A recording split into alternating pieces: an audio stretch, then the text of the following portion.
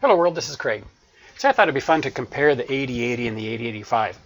And particularly from a hardware perspective, if you look at what the 8080 was like, you really can appreciate some of the improvements that the 8085 had in it. But before we even look at the 8080, I want to go back to the generation before that, the first 8-bit microprocessor, which was the 8008 or the 8008. Now the 8008, you can see, was an 18-pin package. And of those 18 pins, almost half of them were dedicated to the data bus.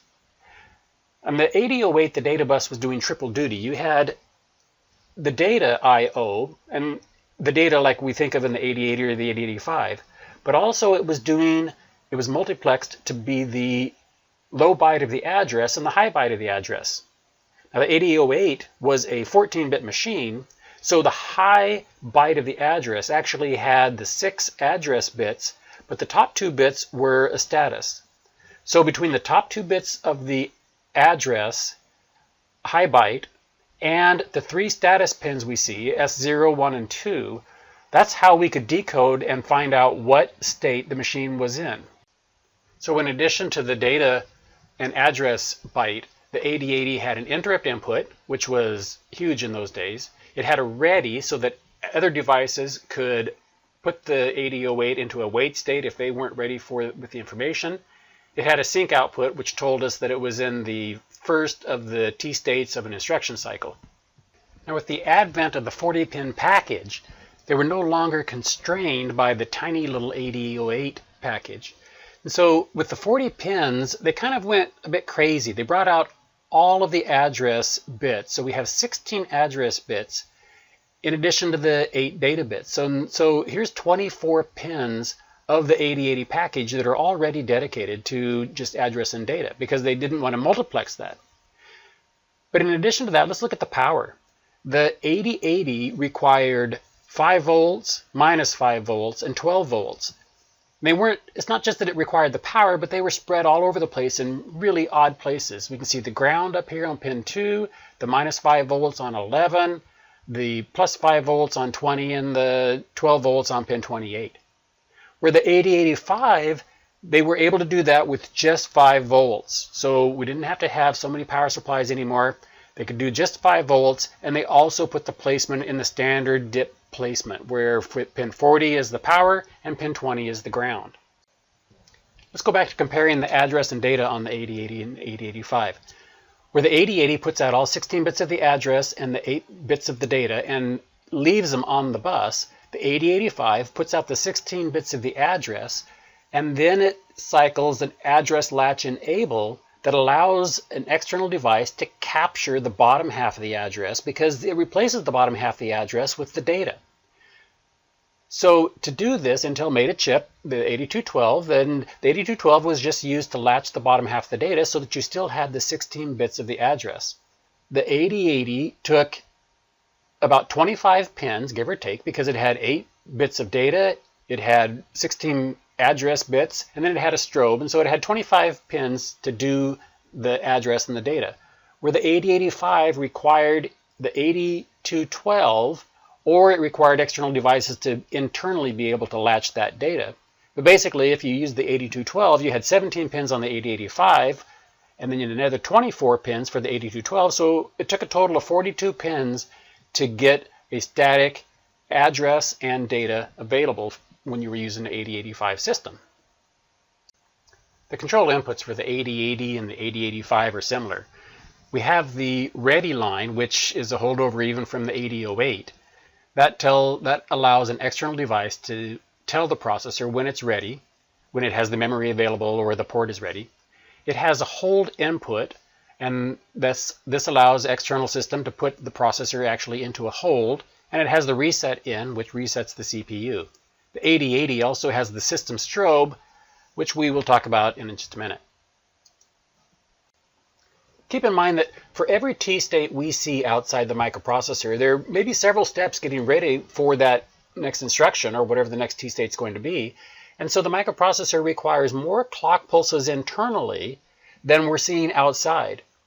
And the 8080 required a 2-phase clock. It had Phi 1 and Phi 2. And Phi 1 and Phi 2 operated as a 252 clock. So in other words, phi 1 would go high for 2 ticks of the crystal, and then it would go low, and immediately phi 2 would go high, and it would stay high for 5 ticks of the crystal, and then it would go low, and they would both stay low for the final 2 ticks of the crystal. So that's a 2-5-2 clock. Phi 1 high for 2, phi 2 high for 5, and then both of them low for the last 2 ticks of the clock. To make it even more complicated, the 8080 required that these 2 clock inputs, phi 1 and phi 2, swing from essentially 0 all the way up to very close to the 12-volt rail. So phi 1 and phi 2 had to have clock pulses that were very low, very high, and funny timing. And so so that you didn't have to do this from scratch, Intel released another support chip, which was the 8224 clock. And the 8224 did 3 things.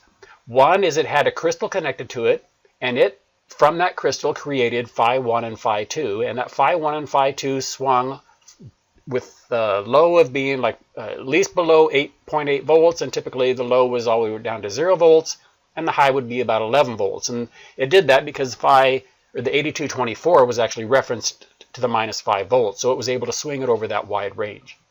The second thing that the 8224 did was it gave us a system clock, because you can see the 8080 didn't have a system clock output at all, where the 8085 has a clock output. The third thing that the 8224 did was that there's many of the signals that were related with the 8080 required timing that had to be just slightly adjusted. They had to be in sync with the clock pulses, either the phi 1 or the phi 2 clock pulses. So the 8224 would take these signals and then synchronize them with the phi 1 and phi 2, because it was creating the phi 1 and phi 2. So if we look at the total pin count, for the 8080, presuming that we use the 8224 clock chip, requires about 18 pins to perform all the clock functions and to give us a system clock and the reset and so forth. The 8085 requires 4 pins. We just simply connect the crystal to the 8085 on X1 and X2. It gives us the reset out when the power comes up, and it gives us a system clock. So the 8085 is much, much easier to use in terms of clocking. Let's look at the control signals on the 8080. We, of course, have the reset, which resets the processor. And then we have a hold input that allows an external device to put the processor into a hold. And when the processor goes in a hold, it outputs the signal hold acknowledge. So we have this HLDA, which is the hold acknowledge output. We have a wait, which is very similar to the hold, but subtly different. We have a wait input that allows the external device to put the processor in a wait, and that's called ready. And the reason it's called ready is because it was called ready on the 8008. But the 8008 didn't have an output for that, and that output should be called wait acknowledge. But in fact, the output is called wait. So instead of having the hold and the hold acknowledge like we have for the hold control, for the wait control we have ready and wait. They should have been called wait and wait acknowledge. We also then have the interrupt input, just like we did in the 8008, but we don't have an interrupt acknowledge. What we have is this INTE, which is the interrupt enable, which is basically just telling us if internal to the processor, the flip-flops or the register for the interrupts are enabled or disabled. So basically, if we've issued a EI instruction for enable the interrupts or a DI instruction to disable the interrupts. That's what this INTE tells us. So it's not an interrupt acknowledge. We really only have 2 pins that are used for handshaking, and that's the write and the D-bin, which is the data bus in, which is essentially a read. So you remember that the 8008 used the top 2 bits of the high byte of the address for status bits. Well, the 8080 does the same kind of thing, in that during the first portion of the instruction cycle, it outputs the address, and while it outputs the address, it also outputs a status byte on the data bus. That status byte can then be latched in using an octal latch like the 8212, using the sync signal. So once you've latched that in, this is the kind of information that you have. You have that interrupt acknowledge signal that we noted was missing earlier. You've got another write strobe, the write output. you have a stack bit, and this stack bit tells us whether the instruction is going to be accessing regular RAM or stack RAM, because remember where the 8008 had the stack internal built into registers, the 8080 was the first one to have a stack that was external and a part of just RAM. And you could, at that time, you could have RAM that was just dedicated to the stack rather than having RAM as in our just regular system RAM that we normally use it. So you had a bit here that could tell us to either use the stack chip for memory or the regular RAM for memory. We had a acknowledge signal for the halt instruction. We had a bit that told us that this instruction is going to be an output to a port. We had a bit that told us that this is the fetch cycle for the first byte of the instruction, which typically that was a throwaway that wasn't normally used. We had a bit that told us that this instruction is going to be the input from a port, and we had a bit that told us that the data bus will be used for a memory read. So we now have these extra 8 status bits that would come out of the processor during the first T-state, get latched in with the sync pulse, and then we're available with the 8212.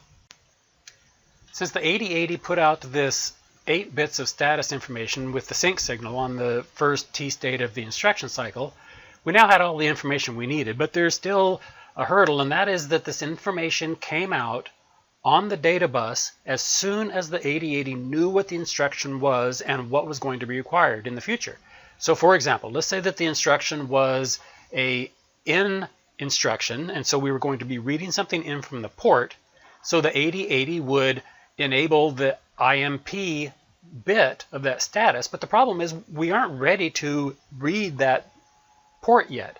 We have to make sure that the timing has happened, that we've had the address has been stable, and it's time to read that port.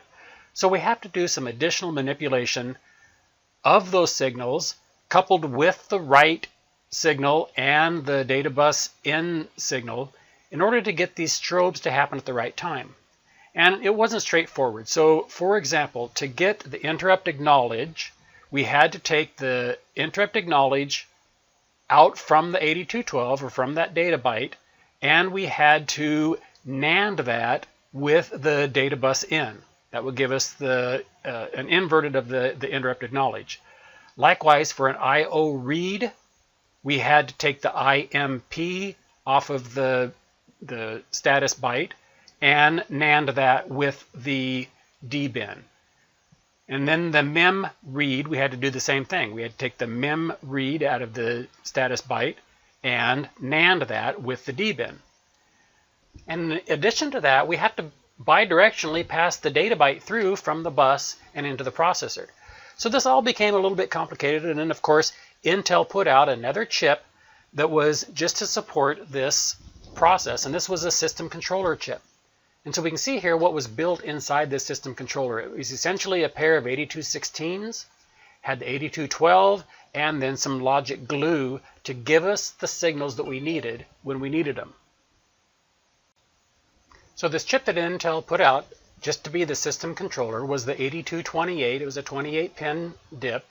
And this chart shows us that when we used that chip on the 8080, we still had about 14 pins worth of I/O required just for these handshaking lines to control the bus. Where with the 8085, these were condensed down into a read strobe, a write strobe, and either the input-output or a memory strobe. So between the read-write and the IOM, we could do all of the bus cycles.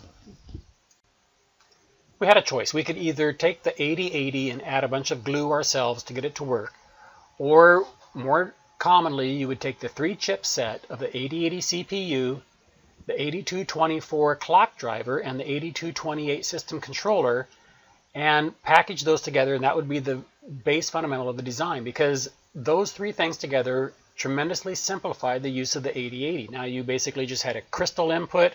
All of the timing was taken care of for you on the handshaking and the strobes and everything. You had those readily available coming out of the 8228. You had all of the data and you had all the address coming out. So if you think of these 3 chips as being combined into one unit, that's fundamentally the starting point for the 8085. The problem was if you combine those 3 chips and all the capabilities of them, now you're out of pins because you've only got the 40-pin package. So the trade-off was made to multiplex the lower half of the address and the data on the same bus.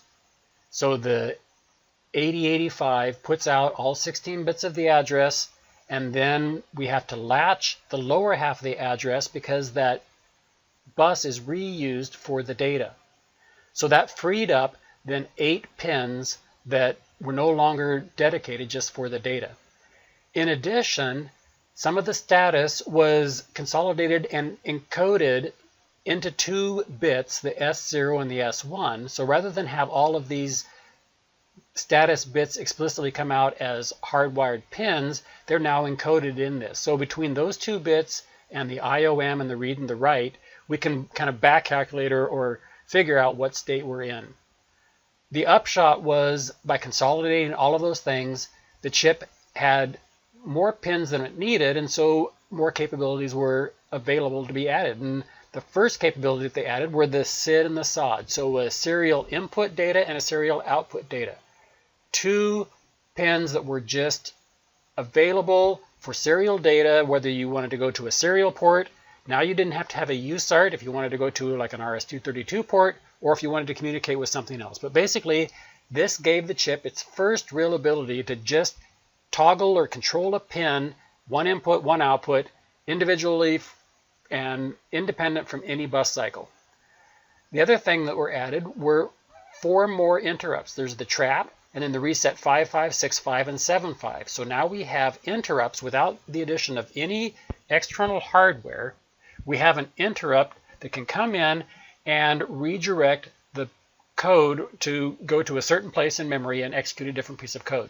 So those interrupts were very, very nice to have in addition to the original interrupt request that was on the 8080.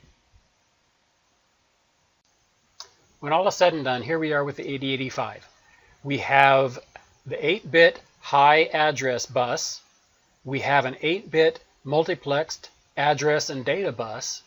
We have the serial I/O. We have the interrupt control. And then we have our regular timing and status control bits. And we only have to have a 5-volt power supply. So you can see why this made the 8085 as a very, very usable processor. All of the external glue that had to be put in was built into the chip now, required a single power supply, and it became very, very useful. The fact that you had to multiplex the low byte of the address and the data never seemed to be a big deal, particularly since we had the 8212 octal latch that we would just put next to it and use the ALE to strobe that and latch that in. But getting the SID and SOD lines, which allowed us to make a system without the USART, and having a single 5-volt power supply and the extra 4 interrupts really made the 8085 just groundbreaking compared to the 8080. And I remember to this day, the first time I saw the Intel 3-chip solution, which is an 8085, an 8156, which is the RAM, I/O, and a timer, and an 8755 EEPROM. So you take those 3 chips, and you can see from this layout, Intel had made the chips so that the buses just pass right on through, and it's very simple board layout. The 8156 and the 8755 had internal latches for the data, so they just used the address latch enable and internally latched the bottom half of the address strobe. And so you could make, with these 3 chips and the smallest amount of glue, a 3-chip single board computer. And this was absolutely phenomenal, and it was, at the time, it was just, for me, it was just amazing that this could be done. If you just want to compare in terms of pure, plain, simple chip pin count, to get a functional 8080, you had to have the 8080 and 8224 clock and 8228 system controller. There's 84 pins in those 3 chips. To do the same thing with the 8085, you had to have the 8085 and the 8212 latch to address, or to latch the address data bus. So there's a total of 64 pins. So that's just to get the basic functional core microprocessor running. No RAM, no ROM. But then with the 3-chip solution that I was just talking about, you had the 8085, the 8156, and the 8755. It was 120 pins to get 256 bytes of RAM, I forget, a couple K of ROM, and the microprocessor with all of the interrupts and the SID and SOD line. So all you had to do was add a driver if you wanted to go up to full 12 volts, or you could just do a TTL serial on the SID and SOD line. So that's what I just wanted to mention about the 8080 and the 8085, and it was a great trip down memory lane for me. So I hope that you enjoyed this and have more appreciation for what it is that's built into the 8085 compared to just a couple of years prior to the 8085 when the 8080 first came out. So not to knock the 8080, the 8008, the 8080, the 8085, these were all revolutionary things when they came out. But the 8085 to this day is still my favorite processor to build hardware with, simply because it's such a simple chip to work with. Okay, well, thanks for watching. I hope you enjoyed it, and I will talk with you later. Bye.